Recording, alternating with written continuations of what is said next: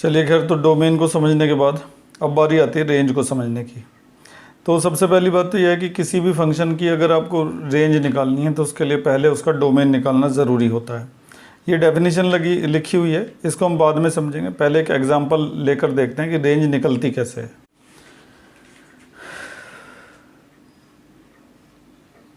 तो इसके लिए हम एक फंक्शन ले लेते हैं, जैसे कि mod function f(x) = mod x। तो आप ये अच्छी तरह से समझ चुके हैं कि यहाँ पे x की जगह जो वैल्यूज़ हम पुट करते हैं वो सब डोमेन कहलाती हैं, और जो सामने हमें रिज़ल्ट मिलता है वो क्या होता है, रेंज होता है। तो अगर हम x की जगह 1 रखते हैं तो सामने हमें क्या मिलेगा, 1 मिलेगा। तो ये वाला जो 1 है ये डोमेन है हुआ, और वो वाला जो 1 है वो रेंज का हिस्सा होगा। इसी तरह से -1 रखते हैं तो भी हमें क्या मिल जाएगा, +1। ऐसे ही प्लस का 2 रखते हैं तो प्लस का 2 मिल जाएगा। माइनस का 2 रखते हैं तो भी प्लस का 2 ही मिलेगा, क्योंकि मोड जो है उसको पॉजिटिव बना देगा। इसी तरह से अगर आप माइनस का 1/2 रखते हैं तो सामने आपको प्लस का 1/2 मिल जाएगा। इसी तरह से आपने माइनस का √3 रखा तो सामने आपको क्या मिल जाएगा, प्लस का √3। तो वैसे तो हम यहाँ पर कुछ भी रख सकते हैं, x की जगह कोई भी रियल नंबर रख सकते हैं। तो अगर हम इस फंक्शन के डोमेन की बात करें तो इस फंक्शन का जो डोमेन होगा वो होगा r। क्योंकि इस फंक्शन में ना तो डिनोमिनेटर वाली प्रॉब्लम है कि हमें सोचना पड़ जाए कि कहीं नीचे 0 तो नहीं बन रही, और ना ही इसके अंदर अंडर है जिससे हमें ये सोचना पड़े कि कहीं नेगेटिव नंबर तो नहीं आ रहा, क्योंकि इसकी वजह से हमारा फंक्शन अनडिफाइंड हो जाता है और इसकी वजह से हमारा फंक्शन नॉट रियल आता है। तो ये दोनों चीज़ें यहाँ पर नहीं हैं। तो इसका मतलब हम x की जगह कोई भी रियल नंबर रख सकते हैं। तो इसका मतलब इस फंक्शन का जो डोमेन है वो क्या है, r है। लेकिन कोई भी रियल नंबर रखने से सामने जो हमें रिज़ल्ट मिल रहे हैं वो देखिए क्या है। हमें प्लस का 1 मिला, फिर प्लस का 2 मिला, फिर हमें प्लस का 1/2 मिला, फिर हमें प्लस का √3 मिला, और यहाँ तक कि हमें 0 भी मिल सकती है। मैं रख के दिखाता हूँ। अगर हम 0 लेते हैं x की जगह तो सामने हमें क्या मिल जाएगी, 0 मिल जाएगी। तो अगर आप इन नंबर्स को ध्यान से देख रहे हो तो इनमें आपको कहीं भी कोई नेगेटिव नंबर नहीं मिल रहा है। तो सबसे पहली बात तो ये है कि ये जो सामने मिलने वाले नंबर्स हैं ये रिप्रेजेंट करेंगे उस फंक्शन की रेंज को। और फिलहाल अगर हम इस फंक्शन की रेंज की बात करें तो इस फंक्शन की रेंज में लिखा जाएगा all non negative real numbers. तो रेंज को समझना काफ़ी आसान है। देखिए, जो भी नंबर आप यहाँ पर x की जगह लिखेंगे उन सबका जो सेट है वो मिलकर क्या बनाएगा, डोमेन बनाएगा। और जो नंबर आपको सामने की तरफ मिलेंगे उन सब का सेट मिलकर क्या बनाएगा, रेंज बनाएगा। अब हमें वो डेफिनेशन जो ऊपर लिखी हुई है वो समझ में आ सकती है। The range of a real function is the set of real values taken by f(x) at the point in its domain. मतलब डोमेन रखने से जो रियल वैल्यूज़ मिलेंगी f(x) को, उनका जो सेट होगा उस सेट को रेंज ऑफ f(x) कहा जाएगा। तो उम्मीद है कि रेंज क्लियर हो गई होगी, मतलब डेफिनेशन क्लियर हो गई होगी। पूरी तरह से रेंज को क्लियर करने के लिए पूरी वीडियो शुरू से एंड तक ध्यान से देखिएगा। अब ज़रा इस फंक्शन को देखिए, f(x) = x। सिंपल सा फंक्शन है। हमें इस फंक्शन का डोमेन और रेंज दोनों फाइंड करना होगा। तो सबसे पहले हम इसका डोमेन निकालते हैं। तो इस फंक्शन में भी ना तो डिनोमिनेटर वाली प्रॉब्लम है ना अंडर वाली प्रॉब्लम है। तो इसमें x की जगह कोई भी रियल नंबर पुट किया जा सकता है। तो इसका जो डोमेन होगा वो क्या होगा, ऑल रियल नंबर्स। तो सबसे पहले तो हमने ये लाइन लिखी है कि clearly f(x) will be real for all x belongs to r। f(x) जो है वो हमेशा रियल रहेगा, चाहे x की जगह आप कोई भी रियल नंबर ले लें। तो इसका मतलब इसका जो डोमेन होगा, इसका जो डोमेन है वो क्या होगा, r होगा। अब कुछ नंबर यहाँ पे रख के देख भी लेते हैं, चेक कर लेते हैं। तो अगर आपने 1 रखा तो उधर 1 मिलेगा, अगर आपने 2 रखा तो उधर 2 मिलेगा, अगर आपने √2 रखा तो उधर √2 मिलेगा, अगर आपने माइनस का √2 रखा तो माइनस का √2 मिलेगा। जो यहाँ पे रखोगे वही वहाँ पे मिलेगा। तो अगर तुम यहाँ पे सारे रियल नंबर रख रहे हो तो वहाँ पे भी तो तुम्हें सारे रियल नंबर ही मिलेंगे। कहने का मतलब यह है कि अगर तुम्हारा डोमेन r है तो रेंज भी r ही होगी, क्योंकि जो तुम यहाँ रख रहे हो वही वहाँ पे तुम्हें मिल रहा है। और देख लो, जैसे तुमने 0.5 रखा तो वहाँ पे क्या मिलेगा, 0.5 मिलेगा। तो यहाँ पे रखे जाने वाले जो नंबर्स होते हैं उनका जो सेट होता है वो डोमेन बनाता है, और उधर मिलने वाले जो नंबर्स होते हैं उनका जो सेट होता है वो रेंज बनाता है। तो फिलहाल हमें यहाँ पे जितने भी नंबर मिल रहे हैं वो सेम वैसे ही हैं जो हम इधर रख रहे हैं। तो अगर इधर के नंबर का जो सेट है वो आर है, तो जो रेंज के सारे नंबर होंगे उनका सेट भी क्या कहलाएगा, आर कहलाएगा। तो यानी कि इस फंक्शन का डोमेन भी आर होगा और रेंज भी क्या होगी, आर होगी। R for real numbers. Real number होते क्या हैं, माइनस के इन्फिनिटी से लेकर प्लस के इन्फिनिटी तक के सारे नंबर, कोई भी छूटता नहीं है, उन्हें रियल नंबर कहा जाता है। इसमें होल नंबर्स भी आते हैं, नेचुरल भी आते हैं, इंटीजर भी आते हैं, आधे भी आते हैं, पौने भी आते हैं, सब तरह के नंबर आते हैं, मतलब कोई नंबर छूटता नहीं है रियल नंबर के अंदर। तो इस फंक्शन का डोमेन अगर आर है तो इसकी रेंज भी क्या होगी, आर ही होगी। तो रेंज के लिए भी हम इसी तरीके से लिख देंगे कि clearly range of f is also R. तो डोमेन भी आर हो गया और रेंज भी आर होगी। कई बार ऐसा हो जाता है कि डोमेन और रेंज जो है वो सेम हो जाते हैं, और ख़ास तौर से इस फंक्शन के अंदर ऐसा होता है, और इस फंक्शन को हम आइडेंटिटी फंक्शन कहते हैं। हमने अपनी किताब में एनसीईआरटी में इस फंक्शन के बारे में पढ़ा था। मैं आपको एक बार दिखा देता हूँ। ये देखिए जरा, हमने यहाँ पे आइडेंटिटी फंक्शन के बारे में पढ़ा था। क्या होता है, f x is equal to x होता है, और एक्स बिलोंग्स टू आर है, ये इसके डोमेन को रिप्रेजेंट कर रहा है। और देखो नीचे रेंज भी लिखा है, range of f is R. और जब हम इसका ग्राफ बनाते हैं तो क्या आता है, कि स्ट्रेट लाइन आता है। तो इस तरह से हम रेंज के बारे में धीरे धीरे समझते जा रहे हैं। जितने भी नंबर हमें सामने की तरफ मिलेंगे रिज़ल्ट की फॉर्म में, उनका जो सेट होगा उस सेट को ही उस फंक्शन की रेंज कहा जाएगा। आगे बढ़ते हैं, रेंज को और ज़्यादा एक्सप्लोर करते हैं। चलिए खैर, तो हमारे सामने एक एग्जाम्पल नंबर 3 है। इसमें एक फंक्शन हमें दे रखा है f x is equal to x minus 2 upon 3 minus x, और सामने लिखा है कि find the domain and range. इस फंक्शन का हमें डोमेन भी फाइंड करना है और रेंज भी फाइंड करना है। तो पहले हम इसका डोमेन निकालते हैं। तो सबसे पहले हमने लिखा है कि clearly f x is defined for all x satisfying. F x जो है उन सभी एक्स के लिए डिफाइंड होगा जो उस चीज़ को सेटिस्फाई करेंगे। किस चीज़ को, जो इस डिनोमिनेटर को ज़ीरो ना बना सके। क्योंकि हमने पढ़ रखा है पिछले लेक्चर में कि अगर ये ज़ीरो हो गया ना, डिनोमिनेटर अगर ज़ीरो हो गया, तो नीचे ज़ीरो आते ही बन जाएगी अनडिफाइंड फॉर्म। इस तरह की फॉर्म बन जाएगी जिसको हम इन्फिनिटी बोलते हैं आमतौर पर। ये एक अनडिफाइंड फॉर्म हो जाएगी। तो हमारा फंक्शन इस वजह से अनडिफाइंड हो सकता है। इसीलिए डिनोमिनेटर को ज़ीरो के इक्वल नहीं होना चाहिए। तो ये है वो कंडीशन जिसको एक्स को सेटिस्फाई करना पड़ेगा। अब अगर यहाँ से हम x की वैल्यू निकालते हैं तो देखिए क्या आएगी, x उधर चला जाएगा, 3 यहाँ रह जाएगा। ठीक है, तो x जो है वो 3 के इक्वल नहीं होना चाहिए, क्योंकि अगर आपने यहाँ पे रखा x इज इक्वल टू 3, तो 3 में से 3 जाके क्या बचेगा, 0, और 0 बनते ही हो जाएगा अनडिफाइंड।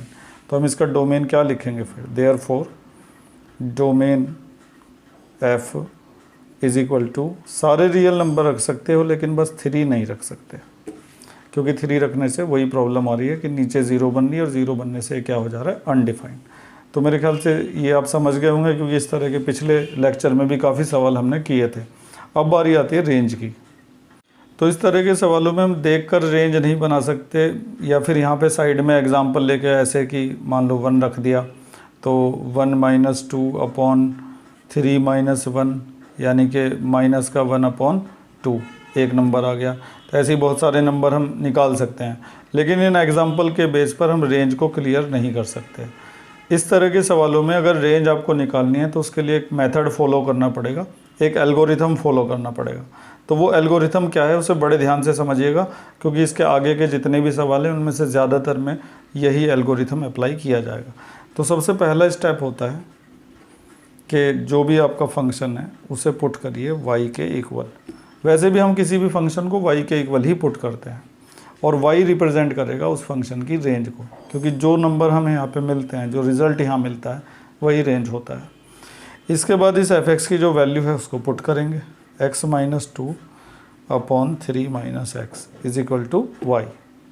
अब इसको ऐसे सॉल्व करेंगे यहाँ पर कि हमें x की वैल्यू मिल जाए। ध्यान दीजिए, इसको यहाँ पर इस तरह से सॉल्व करना है कि हमें x की वैल्यू मिल जाए, मतलब आगे हमें x की वैल्यू निकालनी होती है। तो कैसे निकालेंगे, ये जो 3 माइनस एक्स है ये y में जाके मल्टीप्लाई हो जाएगा, यहाँ पे बचेगा x माइनस 2, ये y में जाके मल्टीप्लाई हो गया 3y माइनस एक्स वाई। इसके बाद क्योंकि हमें x की वैल्यू निकालनी है तो सारे x एक साइड में ले आएंगे। ये तो पहले से ही है, उस वाले को भी इधर ले आओ। ये जो -2 है ये उधर जाके क्या हो जाएगा +2। इसके बाद यहाँ से x कॉमन निकाल लो, इधर करते हैं। x कॉमन निकालेंगे, अंदर बचेगा 1 + y = 3y + 2। इसके बाद 1 + y चला जाएगा डिवाइड में, x = आ जाएगा 3y + 2 अपॉन 1 + y। ये निकल गई x की वैल्यू। तो क्या प्रोसीजर फॉलो करना है ये समझिए। जो आपका फंक्शन है उसे y के इक्वल पुट करना है, फिर फंक्शन की जो भी वैल्यू दे रखी है उसे रख दो, फिर सॉल्व करते करते x की वैल्यू निकालो। जब x की वैल्यू निकल जाए उसके बाद जो मैं लिखने जा रहा हूँ वो लिखना होता है। तो यहाँ पर हम लिखेंगे कि x will be real for all 1 + y not equal to 0। देखिए ये x है, x की वैल्यू हमेशा रियल रहेगी, बस ये जो नीचे वाला हिस्सा है ना ये ज़ीरो नहीं बनना चाहिए, क्योंकि इसके ज़ीरो की बनने की वजह से ये पूरा अनडिफाइंड हो जाएगा और x जो है वो रियल नहीं रहेगा। तो x कब कब रियल रहेगा, जब ये नीचे वाला 0 के इक्वल नहीं आएगा। इसे भी सॉल्व करेंगे तो y is not equal to क्या आ जाएगा -1। और y किसको रिप्रेजेंट करता है, रेंज को। तो रेंज क्या है, नॉट इक्वल टू -1, मतलब रेंज में -1 नहीं आ सकता, बाकी सब आएगा। तो इसकी जो रेंज होगी इस फंक्शन की वो क्या होगी, सारे रियल नंबर होंगे लेकिन बस उसमें -1 नहीं आएगा। तो इस तरह से हमने इस फंक्शन का डोमेन और रेंज दोनों निकाल दिया। तो डोमेन के लिए तो वही है कि नीचे वाला 0 नहीं होना चाहिए, नॉट इक्वल टू 0। तो उससे x की जो वैल्यू मिली उसको रियल नंबर में से निकाल दिया जाएगा, क्योंकि ये वैल्यू रखेंगे तो नीचे 0 बनने की वजह से ये अनडिफाइंड हो सकता है। और रेंज निकालने के लिए क्या करोगे, जो भी फंक्शन है उसे y के इक्वल पुट करोगे, सॉल्व करते करते उसमें से x की वैल्यू निकाल लोगे और फिर ये देखोगे कि ये x की वैल्यू कहाँ कहाँ पर रियल हो सकती है, कहाँ कहाँ पर नहीं हो सकती। तो ये x की वैल्यू हर y के लिए रियल हो सकती है, केवल उसको छोड़कर जो इसको क्या बनाएगा, नीचे वाले को 0 बनाएगा। तो हमने लिखा कि ये नीचे वाला 0 नहीं होना चाहिए। अब ये 0 नहीं होना चाहिए तो इसका मतलब y जो है वो -1 के इक्वल नहीं होना चाहिए, और y रिप्रेजेंट करता है रेंज को।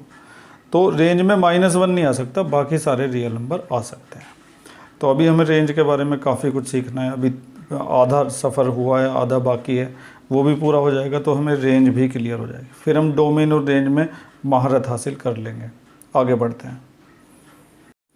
अब हम करने जा रहे हैं अपनी बुक का क्वेश्चन नंबर 5, क्योंकि इसमें हमें खाली रेंज निकालनी है। Find the range of each of the following functions. In function की रेंज निकालनी है। इनमें से फर्स्ट और सेकंड पार्ट मैं आपको करके दिखाता हूँ। थर्ड वाला ऑलरेडी हो चुका है, f(x = x) वाला जो आइडेंटिटी फंक्शन था, ये अभी अभी हमने किया था, लेकिन ऊपर के दो मैं आपको करके दिखाता हूँ। तो ये है हमारी बुक का क्वेश्चन नंबर 5 का सेकेंड पार्ट।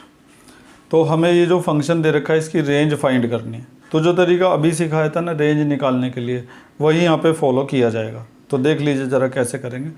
सबसे पहला काम होता है f(x) को =y पुट करना। अब f(x) की जो वैल्यू है उसको रखो यहाँ पर, x² + 2 = y। अब इसको ऐसे सॉल्व करेंगे कि हमें x की वैल्यू मिल जाए। तो x की वैल्यू निकालने के लिए x के साथ जो भी है उसको राइट साइड में भेज दिया जाएगा। 2 उधर चला जाएगा, उधर जाके हो जाएगा माइनस का। फिर यहाँ से स्क्वायर हटाएंगे तो उधर क्या लग जाएगा, अंडर रूट लग जाएगा। ठीक है, उसके बाद हम ये लिखेंगे कि x will be real. x will be real, x real होगा किसके लिए, उसके लिए कि अंडर रूट के अंदर वाला हमेशा पॉजिटिव रहना चाहिए, या फिर वो 0 के इक्वल हो जाए तो कोई दिक्कत नहीं है। जब हम डोमेन निकाल रहे थे पिछले लेक्चर में तो हमने ये पढ़ा था कि अंडर रूट के अंदर वाली वैल्यू हमेशा पॉजिटिव रहनी चाहिए, तभी सामने वाला नंबर रियल रहेगा। तो ये वैल्यू या तो पॉजिटिव रहेगी या फिर ये 0 के इक्वल होगी। फिर 2 को हम उधर ट्रांसफ़र कर देंगे तो रेंज निकल कर आ गई। रेंज y को रिप्रेजेंट करती है, y > 2 है। तो इसका मतलब रेंज जो है इस फंक्शन की वो क्या है, > 2। उसको ऐसे लिखा जाएगा, > 2। और कहाँ तक जा सकती है, इन्फिनिटी तक जा सकती है। भाई 2 से बड़ा बोल दिया, अब 2 से बड़ा तो 10 भी है और 10,000 भी है और 10 लाख भी है। तो रेंज कहाँ तक जा सकती है, 2 से बड़े का मतलब इन्फिनिटी तक जा सकती है। और इन्फिनिटी के इक्वल कुछ होता नहीं है, इसीलिए इन्फिनिटी के साथ छोटा ब्रैकेट ही लगाते हैं, कभी बड़ा ब्रैकेट नहीं लगाया जाता। एक बार हम चेक भी कर लेते हैं कि ये जो रेंज निकली है सही निकली है कि नहीं। तो ये हमारा फंक्शन है f(x) = x² + 2। इसमें x की जगह कोई भी रियल नंबर रख सकते हैं। डोमेन पहले से ही दे रखा है कि x कोई भी रियल नंबर आप रख सकते हैं। तो हमने रख दिया 0 रख के यहाँ पे 0 का स्क्वायर + 2 कितना आ गया, 2 आ गया। फिर हमने रखा -1, तो -1 का स्क्वायर + 2, -1 का स्क्वायर हो जाएगा +1 और 2 कितना आ जाएगा, 3 आ जाएगा। फिर हमने रख दिया कुछ और, जैसे कि माइनस का 2 ही रख दो, तो -2 का स्क्वायर + 2, तो 4 + 2 कितना आ जाएगा, 6 आ जाएगा। तो अगर आप यहाँ पे ध्यान से देख रहे हैं तो पहले आपको 2 मिल रहा है, फिर 3 मिल रहा है, फिर 6 मिल रहा है, या तो 2 मिल रहा है या उससे बड़े नंबर मिल रहे हैं। तो इसका मतलब हमने जो रेंज निकाली है वो पूरी तरह से सही है। तो रेंज निकालने का ये तरीका होता है, जो भी फंक्शन है उसे y के इक्वल रखिए, फिर फंक्शन की वैल्यू डालिए, फिर सोल्व करते हुए x की वैल्यू निकालिए और फिर ये देखिए कि x कहाँ कहाँ पर रियल होगा। तो क्योंकि इस बार अंडर रूट था तो अंडर रूट के लिए हम ये देखते हैं कि अंडर रूट के अंदर का नंबर नेगेटिव नहीं होना चाहिए, और जहाँ पे डिनोमिनेटर वाली प्रॉब्लम होती है वहाँ पे हम ये देखते हैं कि डिनोमिनेटर 0 नहीं होना चाहिए। तो हमने लिखा कि x रियल तभी होगा जब ये पॉजिटिव होगा, और पॉजिटिव को क्या लिखें, > 0। इसके बाद y की वैल्यू निकल गई और y की वैल्यू आते ही रेंज हमारी आ गई। और रेंज निकालने का यही कोई हार्ड एंड फास्ट रूल नहीं है, मतलब इसी तरीके से करेंगे आप, ऐसा ज़रूरी नहीं है। रेंज निकालने के लिए अलग अलग तरीके अपनाए जाते हैं। तो इसी सवाल को अब हम एक दूसरे मेथड से करके देखते हैं कि रेंज दूसरे तरीके से कैसे निकाली जा सकती है। तो हमने अगले पेज पर लिख दिया है अनदर मेथड, दूसरा तरीका रेंज निकालने का। तो क्या होगा दूसरा तरीका, देखिए ज़रा, सीधा रेंज ही निकाल लें, क्योंकि डोमेन तो दे ही रखा है कि x is a real number, यानी कि इसका डोमेन जो है वो ये है, x बिलोंग्स टू R। कोई भी रियल नंबर आप रख सकते हो, ये इसका डोमेन है।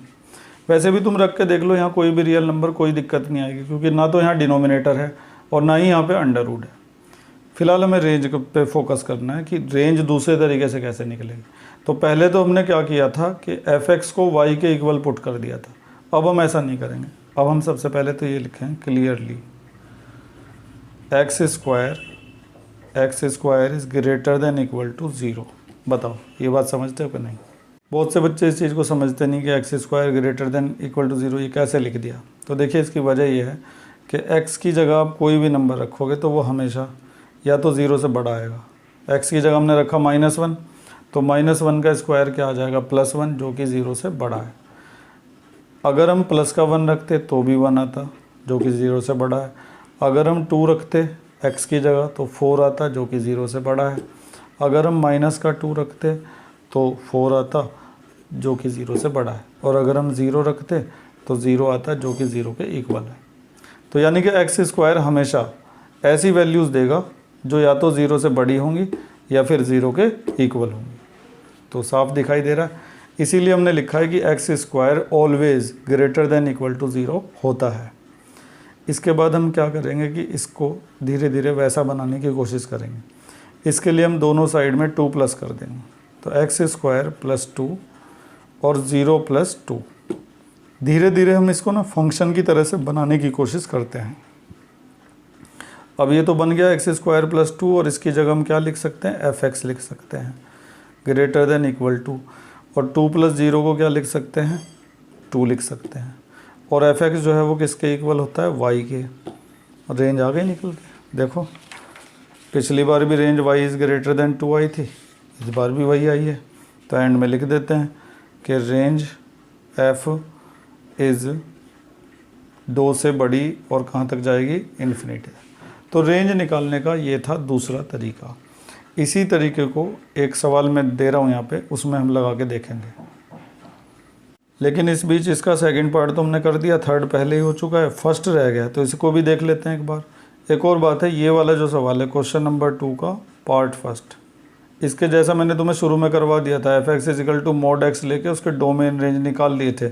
इसके तुम निकालोगे खुद, कोशिश कर लेना, नहीं हो तो बाद में मैं तो करवा ही दूंगा। तो ये क्वेश्चन नंबर 5 का सेकंड पार्ट है। तो यहाँ पे भी हमें रेंज फाइंड करने के लिए कहा गया है, और डोमेन पहले से ही गिवन है कि x is greater then 0। X एक रियल नंबर है, लेकिन वो रियल नंबर 0 से क्या होगा, बड़ा होगा। डोमेन पहले से ही दे रखा है, हमें रेंज निकालना है सीधा। तो सबसे पहला काम है, पुट करो f x is equal to y, इसके बाद 2 - 3x is equal to y, इसके बाद 3x उधर चला जाएगा, y इधर आ जाएगा, 2 - y is equal to 3x, 3 आ जाएगा डिवाइड में, क्योंकि हमें x की वैल्यू निकालनी होती है। तो 2 - y upon 3 is equal to x। अब इसके बाद कुछ बच्चों सोचता नहीं कि करें क्या, तो इसके बाद हमें ये करना है, उस चीज़ का इस्तेमाल करना है, x इज़ ग्रेटर देन 0 है। अगर x ग्रेटर देन 0 है तो x के बराबर जो है वो भी तो ग्रेटर देन 0 ही होगा। भाई ये x है, इसे भी तो हम x कह सकते हैं क्योंकि ये पूरा x के इक्वल है। तो अगर x ग्रेटर देन 0 है तो 2 - y अपॉन 3 भी क्या होगा, ग्रेटर देन 0। तो आप ये बिल्कुल ना माने कि जो एक सवाल में कर दिया वही हर सवाल में होगा, यहाँ पे हर सवाल अलग तरीके से हो सकता है। अब इसको सॉल्व करते हैं, 3 0 में मल्टीप्लाई होकर 0 बन जाएगा, 2 - y इज़ ग्रेटर देन 0, फिर y उधर चला जाएगा, ये निकल गई range, y is less then 2, range जो आई निकल कर f की वो क्या आई है, y is greater than less than 2, 2 से छोटा। तो 2 से छोटा कहाँ तक जा सकता है, माइनस के इन्फिनिटी तक जा सकता है। और 2 से छोटा बोला, 2 के इक्वल नहीं बोला, इसलिए यहाँ पर छोटा ही ब्रैकेट लगेगा, बड़ा ब्रैकेट नहीं लगेगा। तो ऐसे बड़े आराम से हमने इसकी रेंज निकाल दी है। तो आपकी एक्सरसाइज करीब करीब कंप्लीट ही हो गई है, 5वां सवाल हो ही गया है। सेकंड का फर्स्ट ये तुम्हें करना है, और ये वाला मैं इसको अभी करवाता हूँ, इसमें भी हमें डोमेन और रेंज दोनों निकालते हैं। तो देखते हैं इस सवाल को भी। चलिए खैर, तो अब डोमेन और रेंज को लेकर जो सबसे इम्पोर्टेंट सवाल है हमारी एक्सरसाइज 2.3 का, वो हमारे सामने है। मैं इसके ऊपर लिख देता हूँ मोस्ट इम्पॉर्टेंट। तो सबसे पहले तो इस फंक्शन का डोमेन निकालने की कोशिश की जाएगी। तो वही पुराना स्टेटमेंट लिखेंगे कि clearly f x will be real for all 9 - x square greater than equal to 0। ये जो अंडर रूट के अंदर वाला है ये पॉजिटिव होना चाहिए, और पॉजिटिव के लिए लिखेंगे greater than and equal to 0। Equal to 0 भी हो जाए तो कोई दिक्कत, ये बहुत बार हम देख चुके हैं। इसके बाद माइनस कॉमन निकलेगा, अंदर बचेगा x square -9 greater than equal to 0। अब -1 से दोनों साइड मल्टीप्लाई करेंगे तो ये जो इनइक्वलिटी का साइन है ये रिवर्स हो जाएगा। ये आपको पिछला जो लेक्चर था जिसमें डोमेन के बारे में सिखाया गया था, वहाँ भी ये बात बताई गई थी। ये हो चुका है। इसके बाद इसको 2 बार लिखेंगे, a स्क्वायर - b स्क्वायर लगाएंगे, एक बार a + b और एक बार a - b less than equal to 0। इसके बाद यहाँ से जो x की वैल्यू निकलेगी वो आएगी less than 3 and greater then -3। ये मैंने आपको समझाया भी था कि यहाँ से ये हमें किस तरह से मिलता है, पिछले लेक्चर में मैंने आपको समझाया था, लेकिन एक बार फिर समझा देता हूँ। देखिए, अगर एक करके इन दोनों को हम लिखते हैं उसके सामने, सबसे पहले x + 3 is less than equal to 0 लिख दिया। तो x + 3 0 से छोटा कब होगा, जब x की वैल्यू -3 से बड़ी होगी। या तो x की वैल्यू -3 हो जाए, अगर -3 हो गई तो ये 0 के इक्वल हो जाएगा, या फिर x की वैल्यू को -3 से क्या होना पड़ेगा, बड़ा होना पड़ेगा। क्योंकि जब x की वैल्यू -3 से बड़ी होगी, जैसे कि -4 ले लिया, +3 लेस देन इक्वल टू 0, तो यहाँ पर -1 आएगा लेस देन इक्वल टू 0, तो ये ट्रू हो जाएगा। तो इसके ट्रू होने के लिए x की वैल्यू को या तो -3 के बराबर होना पड़ेगा या फिर -3 से बड़ा होना पड़ेगा। तो इन दोनों को मिलाकर अगर लिखेंगे तो x is greater than equal to -3 आ जाएगा। तो x is greater than equal to -3 तो यहाँ से आया।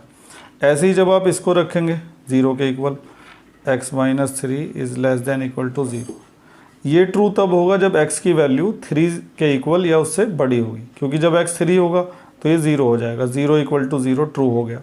और जब x की वैल्यू 3 से बड़ी होगी, जैसे 4 हो गई, 4 - 3 क्या आएगा, 1 आएगा, और 1 जो है, सॉरी मैंने थोड़ा सा गलत बोल दिया यहाँ पे, x की वैल्यू या तो 3 के इक्वल होनी चाहिए या 3 से छोटी होनी चाहिए।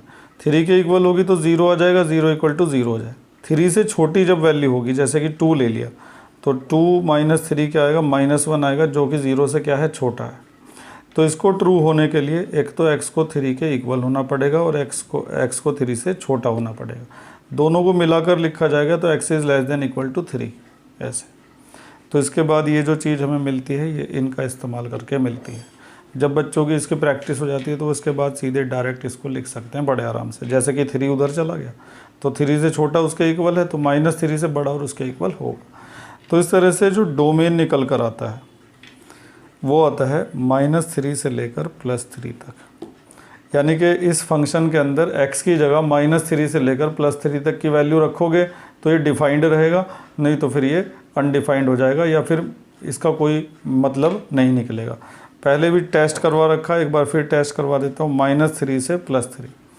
अब मान लो -3 से बड़ी वैल्यू तुमने रख दी 4 वहाँ पर, तो 4 का स्क्वायर 16 और 16 में से 9 जाके क्या बचेगा माइनस का 7, और अंडर रूट में नेगेटिव नंबर आने का मतलब है कि वो रियल नहीं रहेगा, वो इमेजनरी रह जाएगा। ठीक है, तो 3 से आगे नहीं रख सकते, -3 से पीछे नहीं रख सकते। तो ये तो हो गया इसका डोमेन। अब रेंज की बारी आती है। ध्यान से समझिएगा रेंज कैसे निकाली जाएगी। तो रेंज निकालने का जो सबसे पहला स्टेप है वो ये है कि put f(x) is equal to y। ठीक है, और f(x) की वैल्यू क्या है? f(x) की वैल्यू है √9 माइनस एक्स स्क्वायर। तो √9 minus x square is equal to y। इसके बाद इसको ऐसे सॉल्व किया जाएगा कि सॉल्व करके हमें x की वैल्यू मिल जाए। तो उसके लिए सबसे पहले जो अंडर रूट है इसे रिमूव करना पड़ेगा। इसके लिए हम करेंगे स्क्वायरिंग बोथ साइड। तो स्क्वायरिंग करेंगे तो एक तरफ 9 माइनस एक्स स्क्वायर आएगा और दूसरी तरफ क्या आएगा वाई स्क्वायर। क्योंकि x की वैल्यू निकालनी है तो x को सबसे अलग करना पड़ेगा। वाई स्क्वायर को इधर ले आओ, एक्स स्क्वायर उधर जाके क्या हो जाएगा प्लस का स्क्वायर हटा दो, इस पर अंडर रूट लग जाएगा ऐसे करके। तो ये निकल गई x की वैल्यू। तो x is equal to √9 minus y square आ गया। अब यहाँ हमेशा की तरह से वही लाइन लिखनी है कि x will be real. x real होगा कब होगा? फॉर जब ये अंडर रूट के अंदर वाली वैल्यू जो है वो ग्रेटर देन और इक्वल टू 0 होगी। आप ये देखेंगे एक तरह से वही रिपीट हो रहा है जो हमने डोमेन में किया था। डोमेन में भी तो हमने यही किया था कि f(x) रियल कब होगा? जब अंडर रूट के अंदर वाली value greater than equal to 0 होगी। और अब यहाँ पे भी वही हो गया कि x रियल कब होगा? जब अंडर रूट के अंदर वाली value greater than equal to 0 होगी। फिर माइनस कॉमन निकालो, फिर वही शुरू हो गया पूरा का पूरा। Y square minus 9 greater than equal to 0। फिर -1 से दोनों साइड मल्टीप्लाई करेंगे तो इनइक्वलिटी का साइन हो जाएगा रिवर्स। तो y square minus 9 less than equal to 0 आ जाएगा। इसके बाद फार्मूला लगेगा इसके अंदर। तो जब फार्मूला लगाएंगे एक बार आएगा y+3 और एक बार आएगा y-3 less than equal to 0। इसके बाद क्या होगा कि y is less than equal to 3 and greater than equal to -3। तो इससे पता चलता है कि रेंज जो है ये आ रही कि -3 से लेकर +3 तक। लेकिन यहाँ पर एक गड़बड़ है कि रेंज जो है वो नेगेटिव में नहीं आ सकती अगर हम उस डोमेन को ध्यान से देखें तो, क्योंकि ये हमारा फंक्शन है और हमने पहले से ही कह रखा है कि अंडर रूट के अंदर की ये वैल्यू कभी नेगेटिव हो नहीं सकती। अब ये अगर नेगेटिव नहीं हो सकती तो ये पूरा का पूरा जो निकल के आएगा रिज़ल्ट वो नेगेटिव कैसे हो सकता है? लेकिन हमारा जो आंसर आ रहा है रेंज के बारे में वो आ रहा है -3 से लेकर +3 तक, यानी कि रेंज जो है वो ये हुई -3 से लेकर +3 तक। लेकिन एक्चुअल में जो दिखाई दे रही है रेंज वो नेगेटिव हो नहीं सकती, क्योंकि डोमेन जो है वो -3 से +3 तक है। और वैसे भी हमने यहाँ पे लिखा हुआ भी है कि 9 minus x square always greater than equal to 0 होगा, यानी कि यहाँ पे हमें कभी भी नेगेटिव नंबर मिल ही नहीं सकता। और f(x) के सामने जो भी हमें मिलता है वही रेंज को रिप्रेजेंट करता है। अब क्योंकि यहाँ पे हमें नेगेटिव नंबर मिल नहीं रहा है तो रेंज नेगेटिव कैसे हो सकती है? तो इसका मतलब हम क्या करेंगे कि इसका जो नेगेटिव वाला हिस्सा है 0 तक का उसको छोड़ देंगे और बाकी जो बचा हुआ है हिस्सा उसको रेंज में लिया जाएगा। तो देखिए ऐसा हमेशा नहीं होता कि जो आपका कैलकुलेशन से आंसर निकल के आएगा बिना सोचे समझे उसको आंसर में लिख देंगे कि ये रेंज है। आपको थोड़ा दिमाग का इस्तेमाल भी करना पड़ेगा, क्योंकि जो हमारा डोमेन है उसको देख के पता चलता है कि रेंज नेगेटिव हो ही नहीं सकती। तो हमने नेगेटिव वाला हिस्सा कट कर दिया, अब हमारी रेंज ये बचेगी। तो इसके लिए हम क्या एक्सप्लेनेशन देंगे वो देख लीजिए। तो सबसे पहले तो मैं तुम्हें ये बता देता हूँ कि f(x) को क्योंकि हम y के इक्वल रखते हैं तो y जो है वो ये होगा रेंज जो है वो इसको रिप्रेजेंट करेगी। y is equal to √9 minus x square always greater than equal to 0 रहेगा। हमें अच्छे तरह से पता है कि ये नेगेटिव नहीं हो सकता, क्योंकि इसके नेगेटिव होने की वजह से तो अनडिफाइंड वाली प्रॉब्लम आ ही रही थी। हमने यहाँ पे लिख भी रखा है कि 9 minus x square greater than equal to 0 है। तो अगर ये ग्रेटर देन इक्वल टू 0 है तो इसका मतलब ये हुआ कि y जो -3 से लेकर +3 तक बिलोंग कर रहा था वो उससे बिलोंग करने के बजाय 0 to 3 तक बिलोंग करेगा। Hence range of f is 0 to 3। एक बार चेक भी कर लेते हैं। चेक देखिए कैसे करेंगे। हमारा फंक्शन है √9 माइनस एक्स स्क्वायर।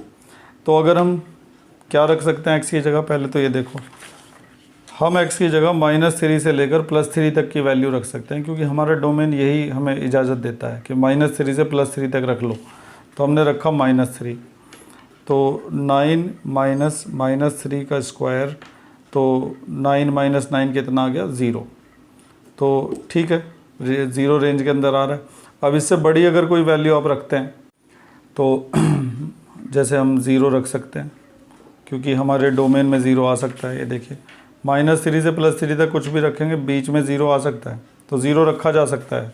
0 रखने से क्या होगा, 9 माइनस 0 का स्क्वायर यानी कि 3 आ जाएगा। तो 3 तो आ ही रहा है हमारी रेंज के अंदर, और इस बीच का ही आएगा, इससे ऊपर आ ही नहीं सकता है कुछ। तो इस तरह से हमने चेक भी कर लिया कि ये जो रेंज निकली है ये पूरी तरह से ठीक ठाक है। कुछ बच्चों को यहाँ पे लग सकता है कि ये आंसर तो ये निकल के आ रहा है, लेकिन लिख रहे हैं ये, तो उन्हें में अगर उनको ये चीज़ समझ में नहीं आई, वो कोशिश करिए समझने की कि डोमेन जब निकाल रहे थे तो हमने कहा था कि ये जो है पूरा का पूरा ये always greater than equal to 0 रहेगा, यानी कि पॉजिटिव रहेगा। अब अगर ये पॉजिटिव रहेगा तो इसका मतलब रेंज तो नेगेटिव नहीं हो सकती ना, क्योंकि ये रेंज को रिप्रेजेंट करता है पूरा। तो रेंज का नेगेटिव वाला हिस्सा इसीलिए हमने निकाल दिया। फिर भी मैं आपको एक R.D. शर्मा का एक्सप्लेनेशन इस बारे में दिखा देता हूँ। ये देखिए ज़रा, ये किसी अलग सवाल के लिए है। इन्होंने बोला, पहले तो वो सब निकाल लिया, इनकी भी रेंज यही निकल कर आई -4 से लेकर +4 तक। लेकिन इसके बाद इन्होंने कहा कि जो रेंज है वो ग्रेटर देन इक्वल टू 0 रहेगी, वो नेगेटिव हो नहीं सकती। इसीलिए जो रेंज का हिस्सा लिया जाएगा वो -4 से +4 लेने के बजाय 0 to 4 लिया जाएगा। और फाइनली इन्होंने जो रेंज लिखी है वो 0,4 लिखी। तो उम्मीद है कि अब ये चीज़ आपको क्लियर हो गई होगी, और ये क्लियर होना भी चाहिए आपको, क्योंकि ये सबसे इम्पॉर्टेंट सवाल है एक्सरसाइज का। तो आज का लेक्चर पूरा होने के बाद आप डोमेन और रेंज के बारे में काफ़ी कुछ समझ गए होंगे। अब जो 1-2% की कमी रह गई है, जब वो मिसलेनियस के सवाल हम करेंगे तो वो कमी उसमें आपकी दूर हो जाएगी। तो आज बस मैं इतना ही करवाऊँगा। वीडियो आपको समझ में आई हो तो लाइक करना बिल्कुल ना भूलें। Thank you.